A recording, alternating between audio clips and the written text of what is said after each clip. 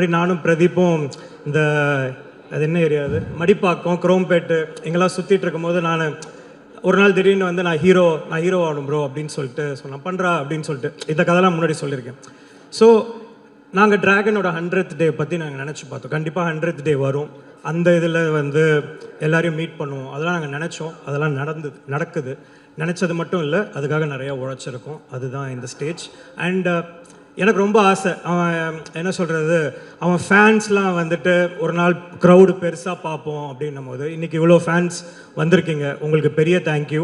Love டுடேயில் இருந்ததை விட இன்றைக்கி நிறைய ஃபேன்ஸ், எக்கச்சக்க ஃபேன்ஸ் வேறு ஊர்லேருந்து வந்திருக்கீங்க.